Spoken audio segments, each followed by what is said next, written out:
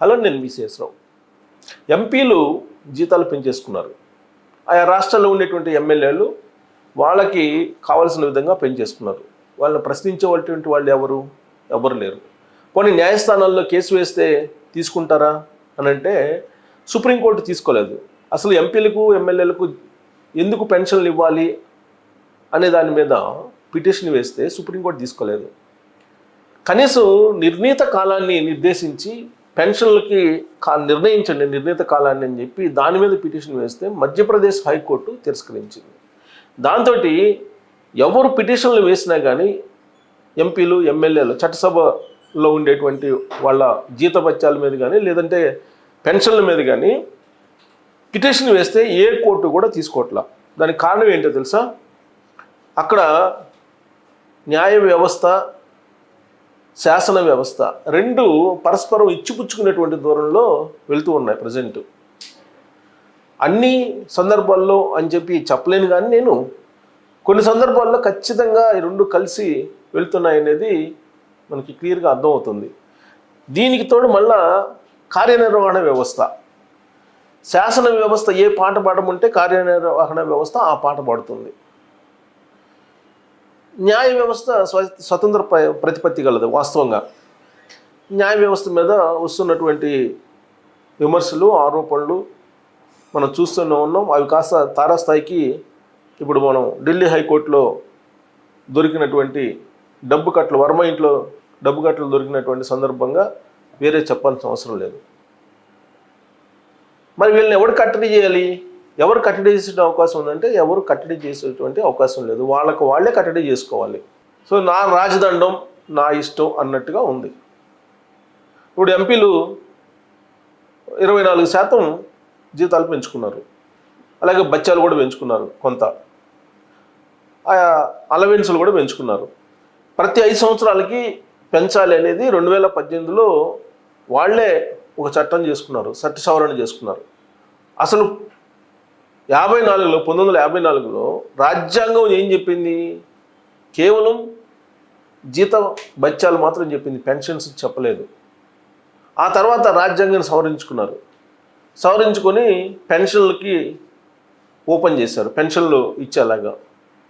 వాటిని ప్రతి 5 సంవత్సరాలకి పెంచాలని చెప్పి నరేంద్ర మోడీ గారు 2018లో ఒక చట్టం చేశారు. దాని ప్రకారం ప్రతి 5 సంవత్సరాలకి వాళ్ళకి ఎంత కావాలో అంత పెంచుకుంటున్నారు.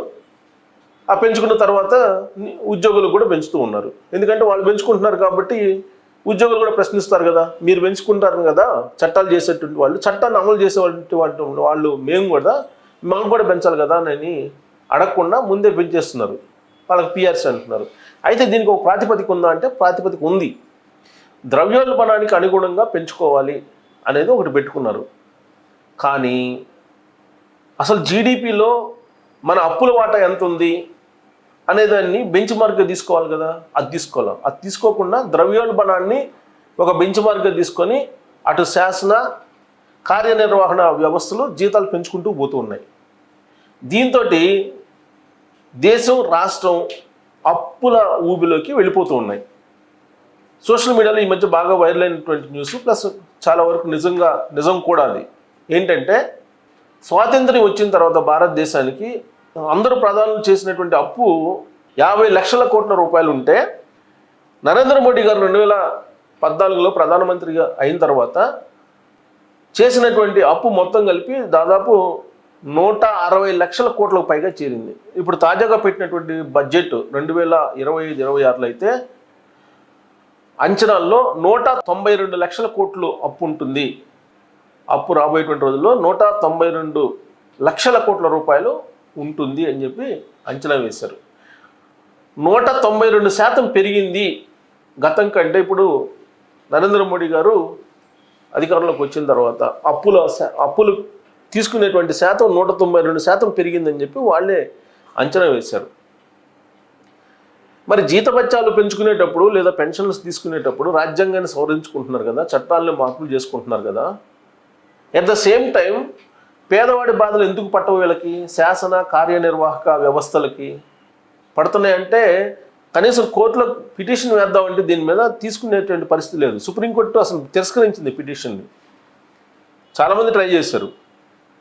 మధ్యప్రదేశ్ హైకోర్టు తిరస్కరించింది. మరి మిగతా కోర్టులు యాక్సెప్ట్ చేస్తాయంటే చెయ్యు, ఎందుకంటే సుప్రీంకోర్టు తిరస్కరించిన తర్వాత మిగతా కోర్టులు ఎందుకు యాక్సెప్ట్ చేస్తే చేసే అవకాశమే లేదు. కాకపోతే సోషల్ మీడియాలో ఈ మధ్య తరచూ వైరల్ అవుతున్నటువంటి న్యూస్ ఏంటంటే ఎంపీలకు, ఎమ్మెల్యేలకు లేదా చట్టసభలో ఉన్నటువంటి ప్రజాప్రతినిధులకు పెన్షన్లు ఎందుకు అవసరమా అనే దాని మీద కోర్టు విచారిస్తుంది అనేటువంటిది న్యూస్ స్ప్రెడ్ అవుతుంది. దాంట్లో వాస్తవం లేదు. ఒకటి. రెండు ఏంటంటే మన దేశంలో 4th క్లాస్ లేదా వాచ్మెన్, చిన్న వాచ్మెన్ ఉద్యోగానికి మీరు ఇవ్వాలన్నా కానీ దానికి ఏదో క్వాలిఫికేషన్ పెడతారు. 5వ తరగతనో 10వ తరగతనో ఏదో క్వాలిఫికేషన్ ఉంటుంది, ఇంటర్వ్యూలు ఉంటాయి, ఏదో ఒకటి ఉంటుంది. ఏమీ లేకుండా ఉద్యోగంలోకి వచ్చేటువంటి వాళ్ళు ఎవరైనా ఉన్నారంటే అది రాజకీయ నాయకులే, ప్రజాప్రతినిధులే. వాళ్ళు కేవలం 5 సంవత్సరాల పాటు మాత్రమే వాళ్ళది. ఆ 5 సంవత్సరాల తర్వాత మళ్ళీ ప్రజల్లోకి వెళ్ళాలి, ప్రజల్లో గెలుచుకోవాలి, గెలుచుకొని మళ్ళీ రావాలి. మరి 5 సంవత్సరాల పాటు ఎమ్మెల్యేగా ఉంటానుకో లేదా ఎంపీగా ఉంటానుకో అవకాశం ఇస్తే ప్రజలు మేము ప్రజాసేవకులమి అని చెప్పి చెప్పుకుంటూ పెన్షన్లు ఎలా తీసుకుంటారు? అసలు పెన్షన్ ఎవరికి వస్తుంది? ఆ గ్రూప్ 1నో గ్రూప్ 2నో లేదంటే ఇతర నోటిఫికేషన్స్ పడినప్పుడు ప్రభుత్వ నిబంధనల ప్రకారం, మార్గదర్శకాల ప్రకారం ఎగ్జామ్ రాసి క్వాలిఫై అయ్యి ఆ ఇంటర్వ్యూని ఫేస్ చేసిన తర్వాత ఉద్యోగాలు వస్తే అప్పుడు సర్వీస్ రూల్స్ కింద వస్తారు. సర్వీస్ రూల్స్ కింద ఎలా వస్తారు అసలు వీళ్ళు, ఎంపీలు, ఎమ్మెల్యేలు అనేది ఒక పెద్ద ప్రశ్న, $1 మిలియన్ ప్రశ్న. ఇప్పుడు ఉండేటువంటి జనరేషన్కి అసలు ఏంటి భారత వ్యవస్థలో ఉండేటువంటి అసమానతలు ఏంటి అనే దాని మీద ఒక పెద్ద క్వశ్చన్ అనమాట. కానీ దాన్ని విచారించడానికి న్యాయస్థానాలు సిద్ధంగా లేవు.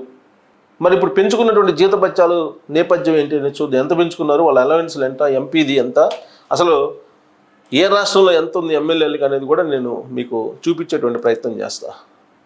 ఇదిగో ఫస్ట్ ఇది దేశంలో అప్పులు చూద్దాం. ఎందుకంటే ద్రవ్యోల్బణం ప్రకారం ఇది పెంచుకుంటున్నారు. అలా చట్టాన్ని రూపకల్పన చేసుకున్నారు వాళ్ళు అనుకూలంగా. కానీ జీడిపి అవన్నీ చూడరు అన్నమాట. దేశంపై అప్పుల భారం 2026 మార్చి 31 నాటికి 196,78,000 కోట్ల రూపాయలకు సుమారుగా ఉంది. కేంద్రం అంచనా వేసింది, నేను చెప్పడం కాదు. ఇది దేశంలో ఉండేటువంటి పరిస్థితి. అంటే 196 లక్షలకు వెళ్తుందని చెప్పారు. మరి ఇలాంటి పరిస్థితుల్లో భారత్ అంత అప్పుల్లోకి వెళ్తున్నటువంటి పరిస్థితుల్లో, సంక్షోభంలో ఉన్నటువంటి పరిస్థితుల్లో ఇంకొక విషయం కూడా నేను చెప్పదలుచుకున్నాను. పాకిస్తాన్ కంటే మనం ఎక్కువ అప్పుల్లో ఉన్నాం భారతదేశం. ఇది నోట్ చేసుకోవాలి. ఆయా దేశాల అప్పులు తీసుకుంటే కనుక పాకిస్తాన్ కంటే మనం ఎక్కువ అప్పుల్లో ఉన్నాం. అదేమంటే అమెరికా మనకన్నా ఎక్కువ అప్పులు చేసింది కదా అనొచ్చు మీరు, అది కూడా నిజమే. మరి అప్పుల్లో ఉన్నట్టు పరిస్థితుల్లో జీతాలు పెంచుకుంటారా? బాధ్యతాయుతమైనటువంటి ప్రజాప్రతినిధులు అంటే వాళ్ళు పెంచుకున్న దాని ప్రకారం ఎంపీల జీతం ఇప్పుడు ఏమవుతుంది? 1,24,000 ప్రతి నెల. ప్రయోజనాలు ఏంటి? నెలకు అన్నీ కలిపి 2,81,000 పొందుతారు. గతంలో ఇది 2,30,000 ఉండేదన్నమాట. ఇది 1996లో 500 జీతం ఉండేదంటే అది కాస్త పెంచుకుంటూ వెళ్ళారు. ఆఫీస్ ఖర్చుల కింద 75,000. పార్లమెంట్ కమిటీ సమావేశాలకు హాజరైనందుకు 2,000 రూపాయలు, 2,500 ఇప్పుడు పెంచారు. ఫర్నిచర్ అలవెన్స్లు 1,25,000, నియోజకవర్గ బత్యం 87,000, ఎంపీ వారి కుటుంబ సభ్యులకు కలిపి 34 ఉచిత విమాన టికెట్లు, ఉచిత రైలు పాసు, 50,000 యూనిట్ల విద్యుత్తు, 4 లక్షల లీటర్ల ఉచిత నీళ్లు, ఫోను, ఇంటర్నెట్ ఉచితం. బత్యం కింద లోక్సభ ఎంపీలకు సంవత్సరానికి 1,50,000 ఉచిత కాల్స్ అంట. రాజ్యసభ ఎంపీలకు సంవత్సరానికి 50,000 ఉచిత కాల్స్ చేసుకునే అవకాశం. రోడ్డు ప్రయాణ బత్యం కూడా లభిస్తుంది.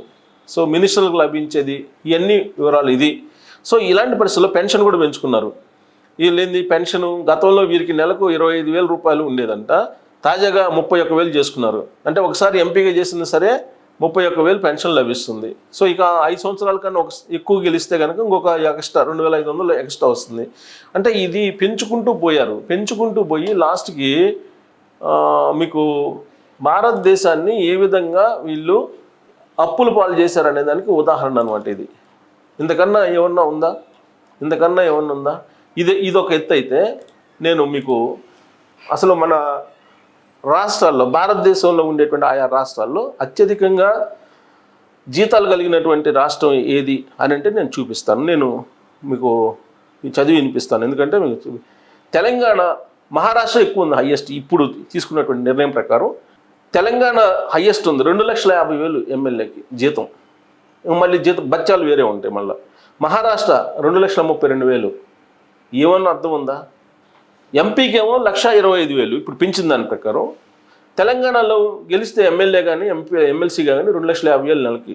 మహారాష్ట్ర 2,32,000, ఢిల్లీ 2,10,000, ఉత్తరప్రదేశ్ 1,87,000, జమ్మూ కాశ్మీర్ 1,60,000, ఉత్తరాఖండ్ 1,60,000, ఆంధ్రప్రదేశ్ 1,30,000. బహుశా నేను అనుకుంటూ పెంచుకుంటారేమో రాబోయే రోజుల్లో.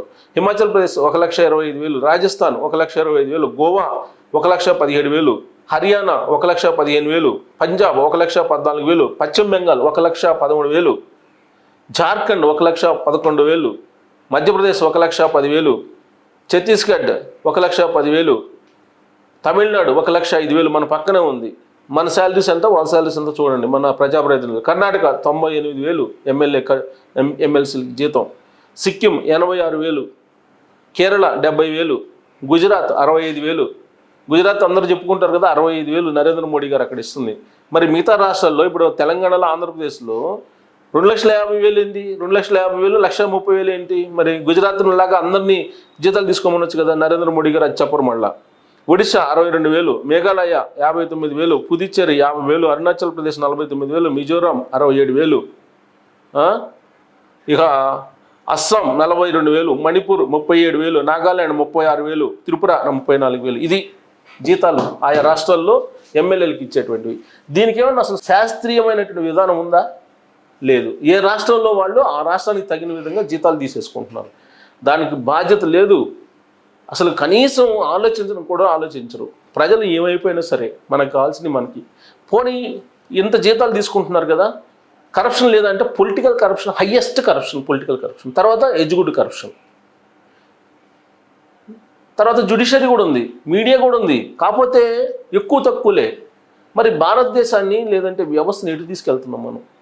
తమ చేతిలో అధికారం ఉంది కదా అని చెప్పేసి ఎవరు ఇష్టం వచ్చినట్టు వాళ్ళు వెళ్తే రాబోయేటువంటి రోజుల్లో పరిస్థితి ఏంటి అనే దాని మీద మీరు కామెంట్ చేయొచ్చు. Thank you.